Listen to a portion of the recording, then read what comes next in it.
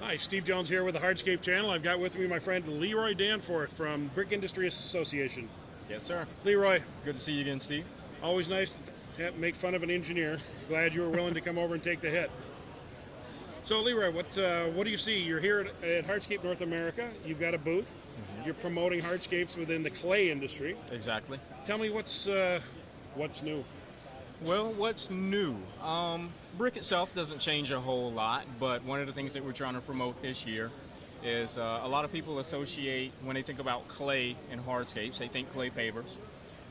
Clay pavers, they tend to buttonhole us a little bit, 4x8, rectangular. So in our booth this year, one of the things that we're trying to display is some different shapes, Okay. as well as some different some different sizes. All right. So we have a number of different manufacturers that are represented there. Also, obviously at the Hardscape show, it's not just paving. So there's a lot of outdoor living, and obviously that's an area that tends to be dominated by the concrete products and Yep. the manufactured stone and natural stone products. And we just wanted to remind people that that's an arena that clay can play in as well. So we've got a little fire pit that we're building in our booth, having some attendees come by and play in the mud a little bit and put on some thin brick. Well, that's an interesting thing, that mudding, the mortaring. And I just heard that after all these years, you finally figured out how to butter a brick. Well, it's good to know because, that's one of the areas that I think we find hardscape contractors in general have a little bit of fear of the unknown. And the unknown is how to mix and use mortars properly. Yeah. And it is a little bit, and I've done a little of that over my life, but again, I'm not at that comfort level where I want to teach somebody how to do that. But I think the brick industry has a lot to bring to the hardscape industry in dealing with, vertical stuff. It's time to start to add more dimension to the paving, to those hardscape projects, and by going vertical. And if you're going to do that, whether you're what they call the lick and stick stuff, where they use adhesive to stick pieces on the face stuff, they're foregoing time-tested technology and techniques of mortaring stuff in place. Right. And it's confusing to me. Well, full disclosure here, actually when you mentioned that, I remember talking to you last year and the year before, and you suggested that we actually bring, that world into our booth here, and that was, part of the reason why we're doing it now. In addition to that, though, we do realize that there is a fear, for people who don't normally work with mortar. And what we have in our booth this year, actually the mortar mix that we're using, Yeah. I picked up from Home Depot. It's just I don't know if I can say trade names Sure, here, yeah, but it's just doesn't a Quickcrete Yep. mortar mix. It's all in a bag. All you do is add water to it. Now in this case, we're doing thin brick, so we used a latex modifier to Okay. give it some extra bond, and we're having Well, attendees do it. there's another thing that people are terrified of. They hear about these latex modified mortars and stuff, and basically you're just adding a jug of additive. Comes in a jug. We just pour it into the mortar. Very simple. You read the directions. Yeah, really. Before or after you do the project.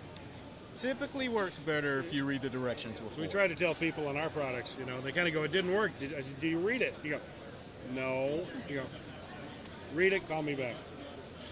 Well, listen, Leroy, it's great that BIA has really taken a stronger role in hardscapes, and I love the fact that you've been here at H&A now for quite a few years. Really looking forward to to BIA's continued growth in the leadership area of new material or adding materials and products to contractors.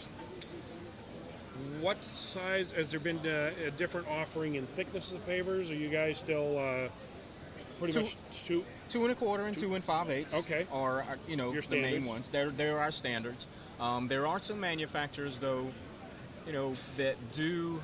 We actually have some tricks because a lot of our pavers you can turn on their edge, and that's actually become a lot more popular. Is that profile with a thinner, longer paver? Really? And so Okay. there are a number of pavers. Typically a brick is made in a width of about 3.5 or 3 5/8 inches. And we're seeing a trend towards more people actually laying pavers on their edge.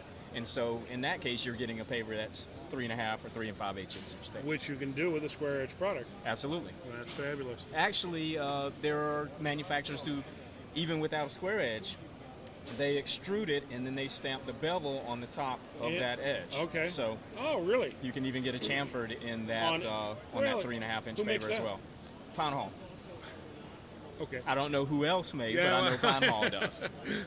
God bless them. Now, there's I think one of the biggest engineering questions that a lot of contractors have is when we talk about the different products. What are your different grades of pavers? Okay. Okay. In terms of durability, and I know a lot of contractors, installers are more familiar with concrete pavers than they are with clay. If you look at the standards, the minimum compressive strengths for both clay and concrete pavers are exactly the same. They're 8,000 psi.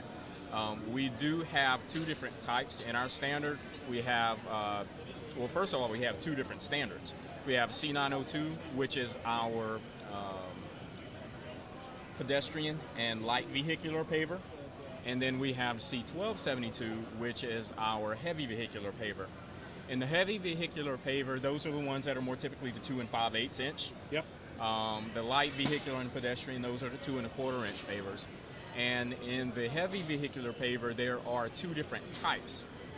And type F, which is for flexible applications, Okay. aggregate base, Yep. sand setting bed type applications. Again, the minimum compressive strength for those, well, the minimum compressive strength for those for heavy duty applications is 10,000 psi. Okay. And there's also a requirement for a minimum braking load, because since you have a base that's not rigid, you may come. Is that a tensile strength load? It's a braking load, but Okay. it's a. How do they measure that? They measure that. It's a 2-point. Basically, they have the paver supported on its ends, effectively at its third points. So just in case you get a rutting type situation or something like that, where the paver is not completely supported Sure. underneath, and you get a load in the middle, Okay. you get a higher compressive strength and a braking load that's going to help make sure that under those heavier loads, the paver's not going to break. Yeah, because in the concrete paver market, they don't differentiate between their products. They all say they meet an ASTM standard. Our issues is that we know that there's differing qualities of concrete product out there, and we always think it's incumbent upon the contractor to understand the relative qualities of products in their own markets and to sell to those strengths, even though they may be more expensive. Because one of the things I see even today is that so many pavers fail in place long before the pavement structure itself is compromised. And that's the thing that drives me insane. Finally get a contractor to install a segmental pavement correctly, only to have the surface start to deteriorate.